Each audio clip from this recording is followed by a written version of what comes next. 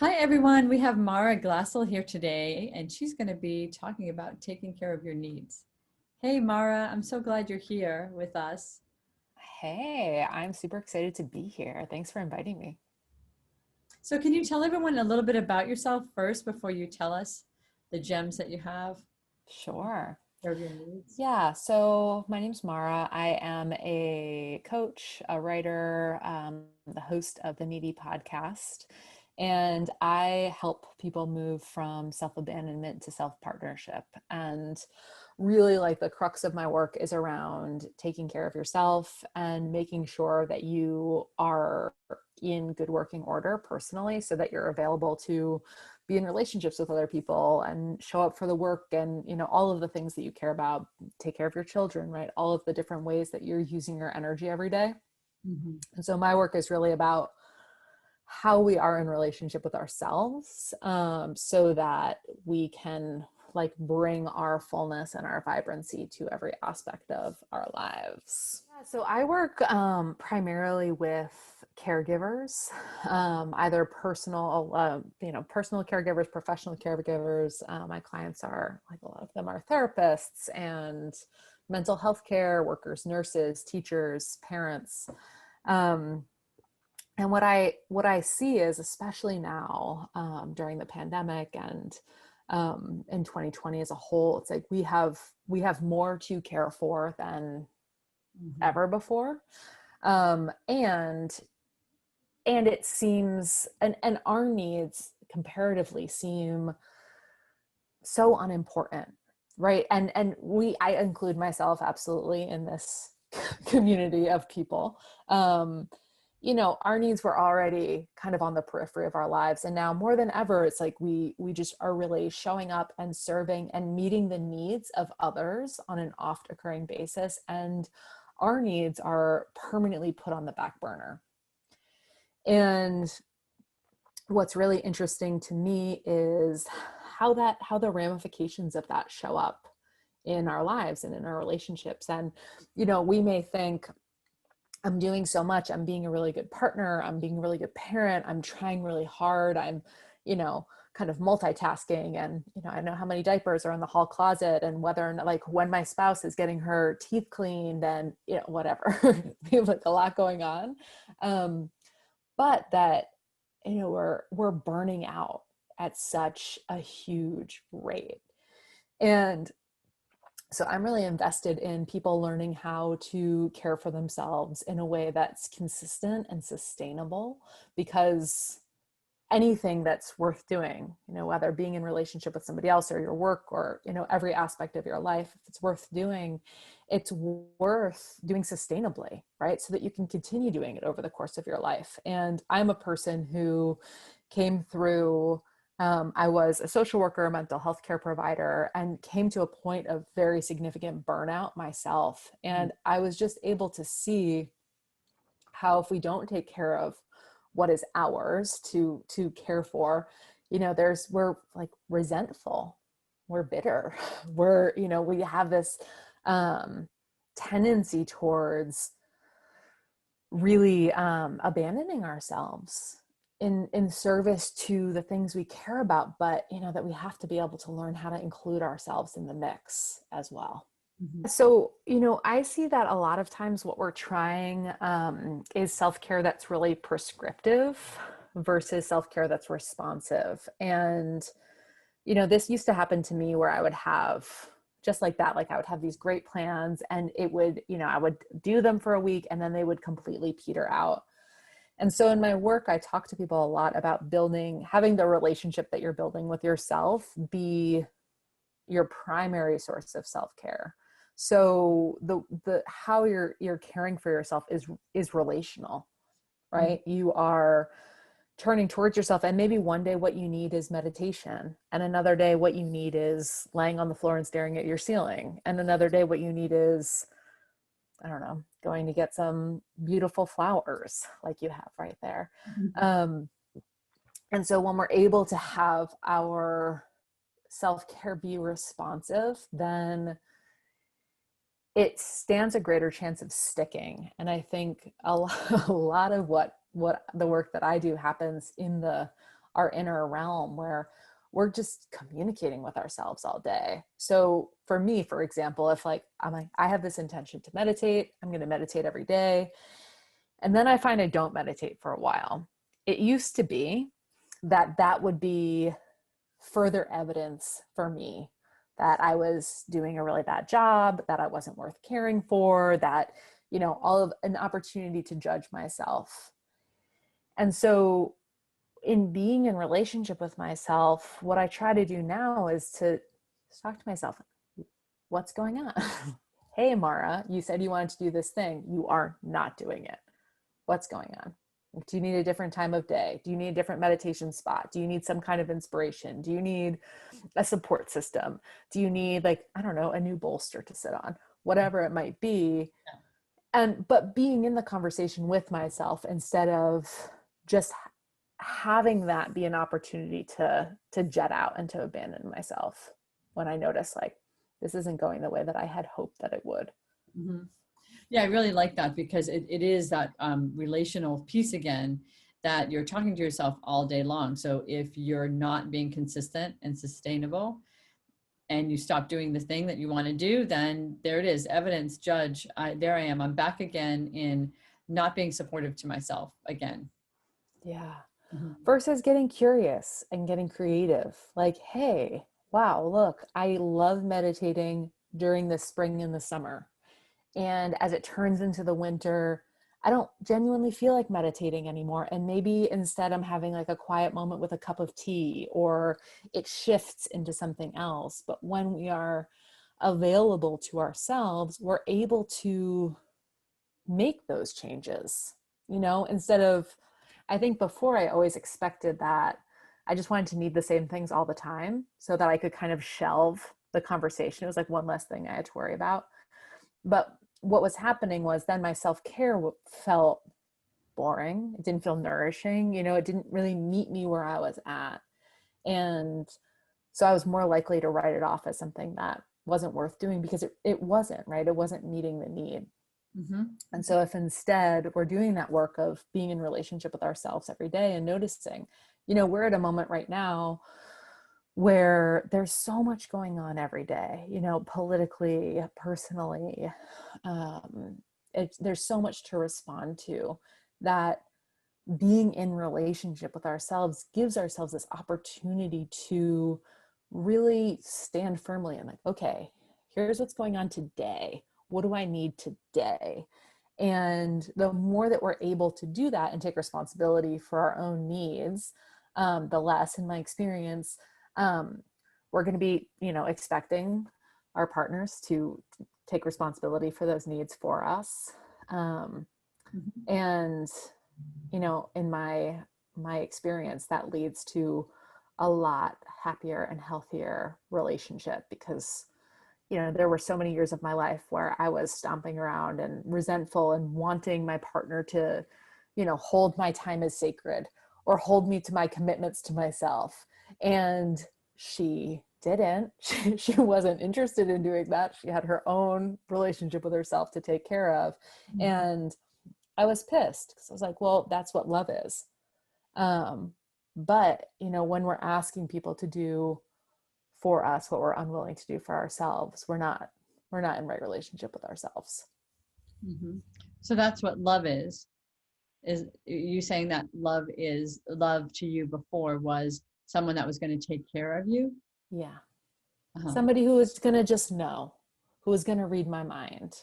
Mm-hmm. I had been raised on all of those romantic comedies that's what it meant to be cared for, was that I didn't have to do the work to advocate for myself or the work to hold myself accountable to the things that I wanted, because, once I found a person, they were just going to know what I need.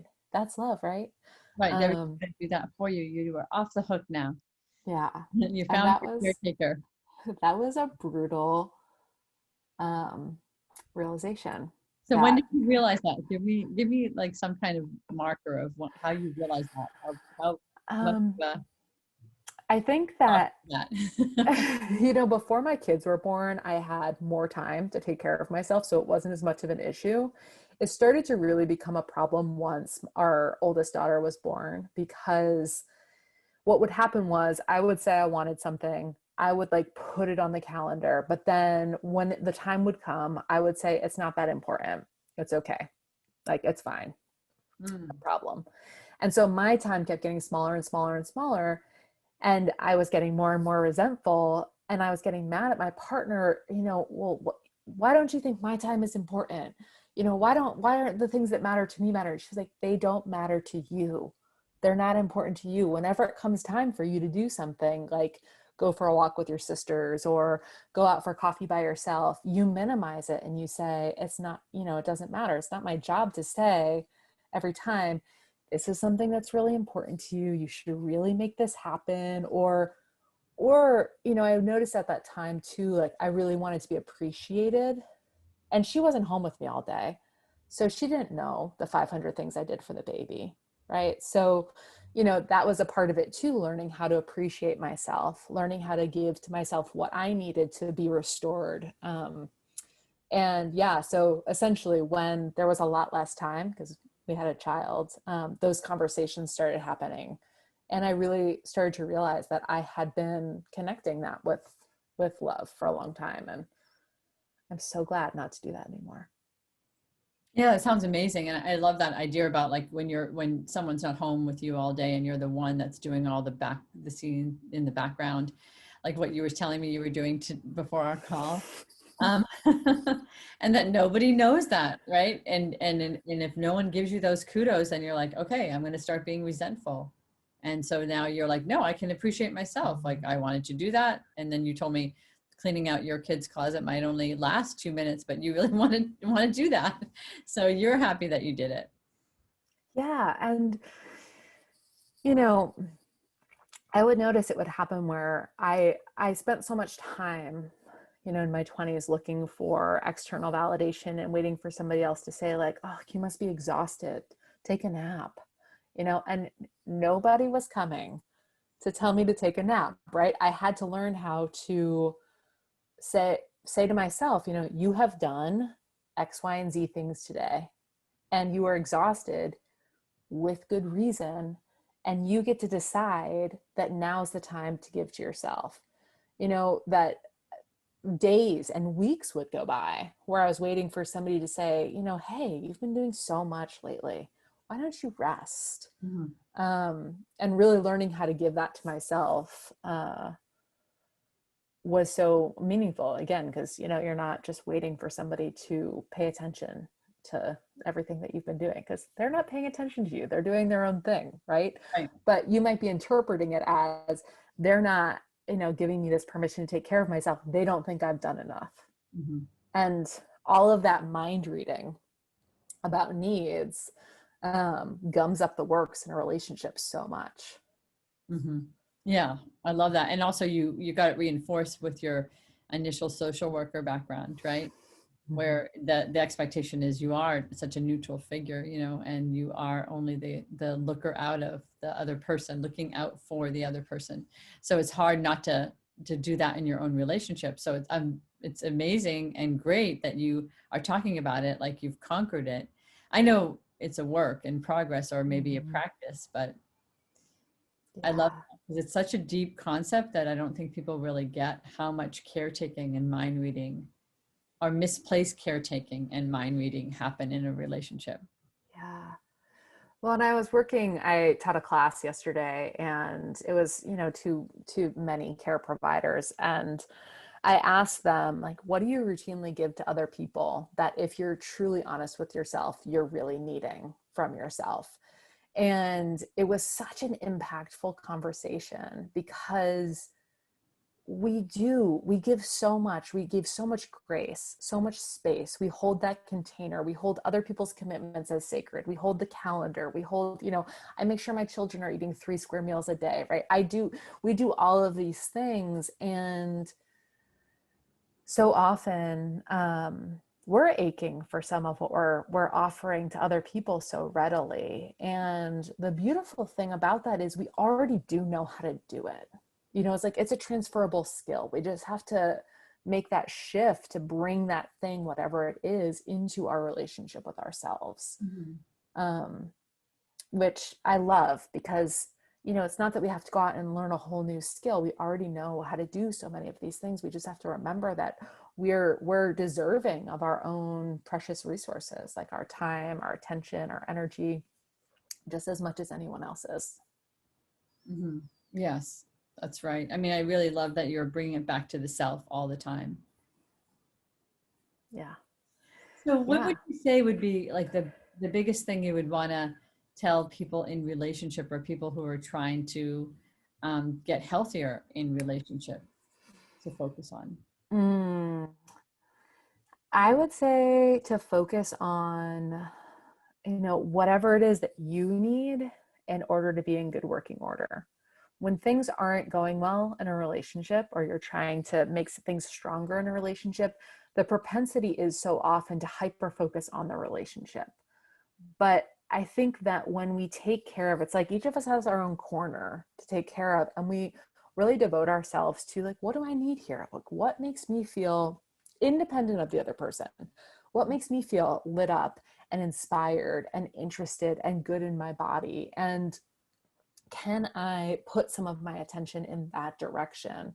Mhm. And know that, you know, when I'm bringing this more whole and well tended to human to my relationships, the outcomes that happen there are inevitably going to be better because I'm better resourced. You know, I am feeling better. I'm feeling more inspired. I'm feeling more whole. You know, for me, so much of it has to come back to how I'm feeling in my body. Like, if I'm feeling great in my body, if I'm taking care of moving my body and like dressing in things that I like to wear, all of that kind of stuff, the energy that I bring to my relationship is that much more powerful, that much more lit up. And when I come from that place of being better resourced, those conversations inevitably go better, even if they're tricky, or, you know, we're working on some kind of issue.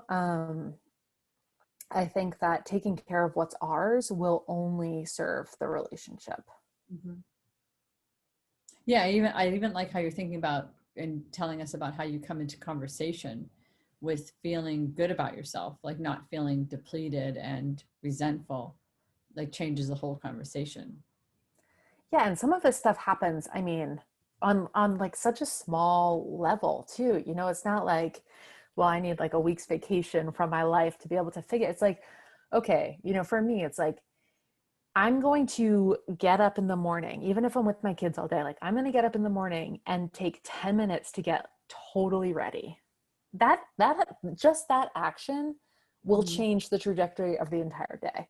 So, you know, I'm not talking about like these huge things, but I think like, or going for a walk, moving your body, making sure you're drinking enough water, all of these things we pay lip service to, but so many of us are not doing them.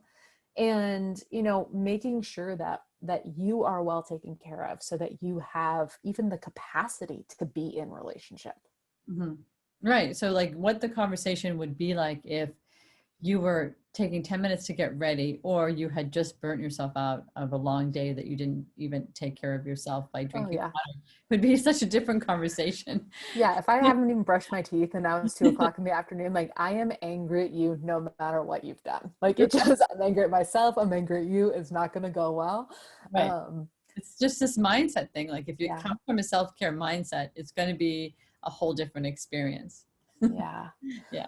Well, and I think sometimes we think it has to be like this really big, grandiose experience. And I'm really talking like brush your teeth, drink your water, take your vitamins, like move your body.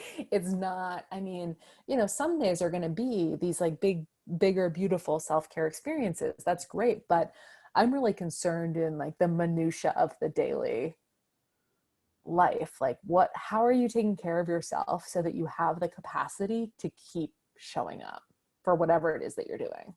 Hmm. Yes. That's such gems that you're giving us today, Mara. I'm so happy that we got to have this conversation. And I know that my group that is listening to this will really get something out of the self-care piece and just working on the behind the scenes, not these huge, extravagant, like I got to go away for a week, but what can I do for myself for 10 minutes that gets me back to myself? Mm-hmm. Yeah. Beautiful thoughts, just amazing. So thank you for taking the time to help us hone into self-care in a Mhm. little bit different way than we would have. So thanks a lot. Absolutely. Thanks for having me. You're welcome. And we'll talk more, I'm sure.